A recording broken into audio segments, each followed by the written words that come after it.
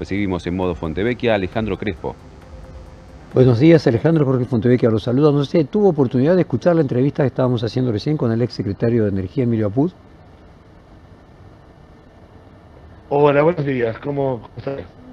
No sé si usted me escucha, Alejandro. Le preguntaba si tuvo oportunidad, mientras estaba en línea, de escuchar la entrevista que estábamos haciendo con el ex secretario de Energía, Emilio Apud. No, la verdad que no tuve oportunidad porque estamos aquí en la propia fábrica y recibí el llamado recién. Bueno, este hombre nos decía que no había que insistir en actividades en las que no éramos competitivos, que la minería y que la energía podía producir en los próximos 5 y 6 años más exportaciones que el total del complejo agroexportador, y que teníamos que poner foco, como si fuera Noruega, en desarrollar industrias relacionadas con aquellos donde tenemos ventajas competitivas, como por ejemplo la petroquímica, la minería. Y hay toda discusión respecto a la necesidad de reconvertirse en actividades que sean más competitivas. Acá el locutor lo presentaba y contaba que su padre se jubiló en FATE. Usted supongo que lleva décadas allí trabajando. ¿Cómo toma cuando escucha hablar de la reconversión desde el punto de vista de la persona que es afectada, que no se puede reconvertir? Lo escuchamos con atención. Primero, hay una historia ya bastante extensa que permite ver cómo atravesó momentos no solo Argentina, sino el mundo. Y cuando uno habla de esta forma, tenemos que recordar que en este país el transporte se hace por medio de camiones, no tenemos una gran red de trenes y el país entero se mueve sobre cubiertas.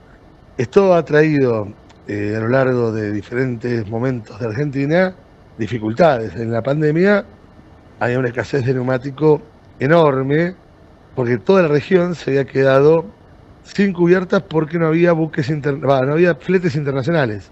Y eso generó el encarecimiento del producto, pero más allá del encarecimiento es que costaba encontrarlos. Había una frase que había salido que era más fácil encontrar una pieza del Arca de Noé que un neumático, ¿no?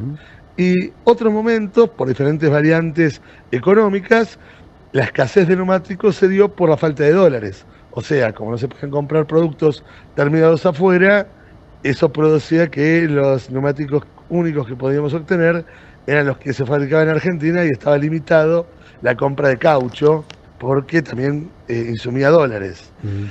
En otro momento, hace muchos más años, y recomiendo para los que están en la audiencia que lo busquen, ahora después también lo vamos a pasar nosotros, hay un video de Fangio que explicaba que durante la etapa de la Guerra Mundial, él se dedicaba a recorrer el sur de Argentina comprando camiones para quitarle los neumáticos y dejaba tirados los camiones, porque lo buscaba para vender neumáticos, no camiones, que eran mucho más caros.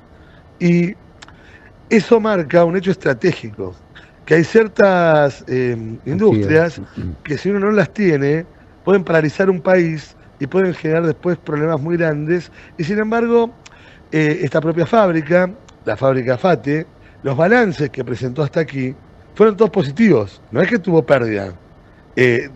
Lo que está diciendo Madanes es que puede ganar más dinero por medio del aluminio o por medio de la energía, no que no está ganando con esta. Y esto está prueba de que no hay una quiebra. Esto no tiene una quiebra la fábrica, no tiene tampoco un concurso de acreedores, es una decisión comercial. Por lo tanto, una fábrica estratégica como esta no se puede, y teniendo ganancias, no creo que haya ninguna excusa para que el país la pierda. Y dejando además un golpe social muy importante, un descenso social, 1.000 familias en forma directa, 5.000 en forma indirecta, y nos llegan ahora informes del interior del país como las pymes que alimentan a FATE empiezan a tener, digamos, sus coletazos económicos enormes en solo un mes de que está parada por las vacaciones anteriores, más esta situación, en Rosario. Entonces, para terminar la idea, me parece que hay ciertas producciones estratégicas que no se pueden tocar porque luego causan problemas en el tiempo y eso está probado. Más allá de la visión ideológica, económica, macroeconómica, digamos. Acá hay un tema estratégico y tener una fábrica en la región que coloque radiales para los camiones del país y para los ómnibus es un beneficio para todos los argentinos. Alejandro, ¿por qué no nos ayuda explicando en qué otros lugares hay fábricas de neumáticos en los países en vía de desarrollo, como son nuestros vecinos? Obviamente imagino que Brasil tiene, me pregunto, ¿Chile tiene? Chile tiene a Goodyear. No alcancé a escucharlo, perdóneme. Chile tiene la fábrica Goodyear de neumáticos. Brasil tiene el que está representado por el Citrabor en San Pablo, el Cindy Borracha Bahía en Bahía, y el Fenabor a nivel general tiene una gran cantidad de fábricas, tiene todas las fábricas de neumáticos del mundo, estilo Continental, Michelin, Pirelli, Bridgestone, Durlock, Yokohama, Prometheum, o sea, está toda preparada Brasil para poder tener un abastecimiento grande de neumáticos en una economía industrial de un país que es el más grande de esta parte del hemisferio, ¿no? Y ayúdeme a ver si estoy equivocado, si no recuerdo mal, el caucho originalmente fue como el petróleo para Brasil, si no entiendo mal, hasta que pudieron llevar semillas a Indonesia, se conseguía el caucho solamente de las plantaciones que había en el Amazonas. El caucho en Brasil tiene historias muy profundas porque es parte hasta de la cultura brasilera, digamos, es muy importante. Ahora sí hay que aclarar que es necesario para la fabricación de neumáticos el de Indonesia, porque tiene particularidades que no la tiene aquí en la región. Y para llegar a cierta calidad de neumáticos es que se hace todo ese traslado, ¿no?, de movimiento de caucho en el mundo. Por eso Brasil también pide ciertos niveles de acceso al caucho para las fábricas que esté con cuidado por parte del Estado, ¿no? Recordemos que cuando hay un bien estratégico, el Estado no solo lo toma como un hecho económico, sino como un hecho que es necesario para el funcionamiento normal del país, y así lo hacen las grandes potencias en todos lados. El neumático no es un lugar donde los trabajadores, ni en Estados Unidos tampoco, se sientan cómodos. Es un trabajo pesado, sucio, de mucho sacrificio. Sin embargo, es muy cuidado porque es necesario en momentos complejos. Y creo que estamos en un momento bastante complejo a nivel bélico en el mundo para estar jugando con quedarnos sin este recurso. Y repito algo que creo que se comprende, y esta empresa no tiene pérdida, no produjo pérdidas. Por lo tanto, la propia patronal que está manejando esta fábrica tiene un compromiso mayor con la sociedad que el resto por manejar este tipo de producto tan necesario para la cadena industrial e incluso para la cadena de servicios y para el funcionamiento diario de la vida cotidiana. El hecho de que hoy haya inundación de cubiertas chinas sin ningún tipo de control, que son muy peligrosas, es un hecho coyuntural, no un hecho que ha tenido varios años. Hace 2 años no había neumáticos. Me gustaría nuevamente que nos ilustre, usted estaba mencionando que el componente del caucho de Indonesia termina siendo mejor que el original que habían trasplantado de Brasil. O sea, aún en Brasil tienen que importar caucho de Indonesia. Sí, traen cauchos de diferentes partes del mundo porque las mezclas que se producen para hacer un neumático son muy complejas. Por ejemplo, esta fábrica tiene 47 hectáreas. Es el 20% de todo el municipio de San Fernando. Esa complejidad no es caprichosa, es que necesariamente tiene muchos procesos la producción de un neumático de calidad. O sea, entra por una punta y pasa por 20 cuadras, entra el caucho, el negro de humo y el azufre y componentes acelerantes y demás, pasan por 20 cuadras y después termina producido el producto terminado. O sea, no es que se inserta goma en un molde y se la cocina. Tiene muchísimos procesos químicos, después de corte, de calandrado, de vulcanizado. Es muy complejo. Entonces, eso mismo también pasa con los componentes. Los componentes tienen caucho natural, tienen caucho traído de Indonesia, tienen también caucho sintético, y la mezcla de estos productos muchas veces se logra después de una alquimia de mucho tiempo, probando de diferentes formas, es también el patrimonio de una marca, porque sabe cómo hacerlo. Es como la Coca-Cola, ¿no? Digamos, para el público. Para Y lograr tener un el- producto determinado, son muchos años de pruebas y errores. Alejandro, ¿y hay otras fábricas de neumáticos en Argentina? Sí, correcto, está Bristol, la fábrica más grande del mundo de neumáticos, que ha bajado a la mitad de trabajadores, y está la fábrica Pirelli, que también estamos en lo mismo, porque la producción ha descendido por esto ingreso indiscriminado de neumáticos. Pero la fábrica que produce para camiones y para ómnibus, la única que tenemos en el país es FATE, no hay otra. Déjeme hacer una pregunta de orden económico que no sé si corresponde, usted siéntase libre de respondérmela o no. Si la empresa da resultado positivo, eh, el empresario podría haber interesados en comprarla, quiero decir, si el empresario no está más interesado en continuarla. ¿Aparecen compradores? A ver, acá hay una serie de situaciones Mm. que aún no la podemos desentrañar, pero porque tiene una complejidad. Primero, una fábrica para venderla, todos entendemos que es mejor tenerla funcionando, Obviamente. porque tiene mayor valor. Entonces, pararla es raro, porque si no se pretende continuar en el rubro, debería haber mantenido la fábrica andando y ofrecerla a la venta. Ujú, Esto hubiera evitado el caos social, este conflicto mismo, ujú. toda la situación, y hubiera sido más una discusión eh, más fría, digamos, ¿no? Si aparecía el comprador, quién era, bajo qué condiciones. Ahora, también hay otra cosa que se suma a que no entendamos.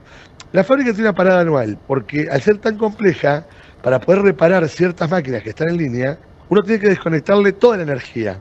O sea, la energía que tiene por medio de vapor, eléctrica, Ujú. de todo tipo, porque queda energía residual que puede lastimar a alguien si uno toca esa máquina antes de que sea totalmente desconectada. No sé si soy claro. Es clarísimo. En- Entonces, una vez al año se para toda la fábrica, se desconectan las calderas, se para la electricidad, se detienen la emisión de presiones, de gases, y durante un mes, a veces 15 días, a veces un mes, se produce el cambio de motores, cintas.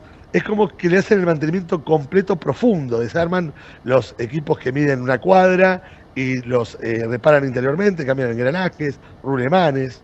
Es el gasto más caro que se tiene una vez al año sobre el mantenimiento de la planta. Tal es así que la planta se detiene durante ese proceso, y los convocados a trabajar es un ejército de mecánicos que está trabajando con un convenio especial en ese momento, por acuerdo con el sindicato, que hace que trabaje 12 horas durante ese proceso para poder llegar a cumplirlo. Ese proceso se dio, y terminando ese proceso se generó el cartel de despido. ¿Se entiende lo que estoy diciendo? ¿Se O entiende? sea, se invirtió todo esto para luego parar la fábrica y venderla más barata o desmantelarla. No, no parece coherente. Ujú. Eh, y en el otro grado es que simultáneamente aparece el 5 de marzo como la fecha del vencimiento del acuerdo antidumping de aluminio. Ujú. Entonces parece ser que la única explicación de que la fecha elegida para producir semejante conmoción no tiene que ver con el momento más apropiado dentro del neumático, sino por algún factor externo. No sé si soy claro. Bueno, sí, digo, es una conjetura que no necesariamente es verosímil, pero no necesariamente sea cierta, ¿no? Es decir, No, no, vuelvo con el tema. O sea, ¿por qué un empresario no va a vender la fábrica antes que cerrarla si realmente fuera rentable y hubiera compradores, ¿no? claro, eso lo preguntamos todos, pero Mm. en el 91, el año 91, también la empresa cerró, echó a todo el personal, y después, 45 días de haber estado parada, reabrió con un nuevo convenio colectivo a los trabajadores que aceptaban ese convenio, que había cambiado. En esa época lo que se discutía era trabajar sábados y domingos, Bueno, y otro tipo de situaciones. ahí hay otra explicación. Entonces ahí resulta más verosímil todavía, o sea que en realidad sea un cierre para poder reconstruir las formas de trabajar que le resulte más productiva a la empresa. Ahí la entiendo, pero si es rentable, en lugar de cerrarse, no se vendió, hay algo que me hace suponer que entonces la decisión es continuar en el futuro de otra manera. Eh, por lo menos me resulta más conjeturable. O sea, el tiempo solamente nos lo dirá, Alejandro, entonces le propongo seguir en contacto y estar atentos a lo que pasa. Sí, yo quiero agregar un tema ¿Cómo muy no? rápido, que es, a la vez la empresa había firmado un acuerdo en Ujú. la Secretaría de Trabajo, donde pedía para estar mejor en las cuentas económicas, que se le otorgue un beneficio que se otorga muy pocas veces en el país, que es no poner ninguna carga, no tener que hacer ningún tipo de aporte sobre todos los sueldos, o sea, me refiero a la Ya. cantidad total de sueldos de planta. Para ello tiene que intervenir la Secretaría de Trabajo, el ARCA, en este caso, Ujú. y nosotros como trabajadores. Nosotros cambiamos el sistema de trabajo para reducir a los días laborales los de semana para concentrar la gente y lo aceptamos y cumplimos. El gobierno le otorgó este beneficio por el cual la empresa capitalizó caja, digamos, con eso durante muchos meses. Se firmó en mayo del 2025. Y la empresa, en ese acuerdo entre partes, lo que se comprometió es a no generar ningún despido, ni uno solo, hasta julio del 2026. Esto que está generando también a la vez es la ruptura de una firma homologada, de un acuerdo que es ilegal hacerlo, y por otro lado, una estafa porque las partes que estamos involucradas, que Bien. incluyen al pueblo, al Estado y a nosotros, habíamos cumplido con nuestra parte. Y ella, por una decisión comercial, sin presentar quiebra ni fuerza mayor, genera la ruptura de un convenio. Esto lo vamos a presentar ante la justicia y entendemos que tiene que ser modificado. Y termino con esto. Las herramientas del Estado Nacional como del gobierno provincial existen para intervenir en cuestiones como esta hasta su resolución con una ocupación momentánea del directorio, que así lo habilita las leyes vigentes, arreglar la situación hasta que esto se normalice, porque es una situación muy grave, y posteriormente devolverlo a la parte privada para que continúe. Pero esto necesita una intervención porque el conflicto es muy delicado, es una situación muy grave dentro de planta, los trabajadores están muy conmocionados, tienen muchos años de fábrica y se va a defender con fuerza esto y está todo el pueblo conmovido. Eso es lo que... Muchas gracias por dejarme transmitirlo. Al contrario, Alejandro Crespo, muchísimas gracias y nos mantenemos interesados. Hasta luego. Acabamos de hablar con el delegado principal de FATE, vamos a las noticias y ya continuamos.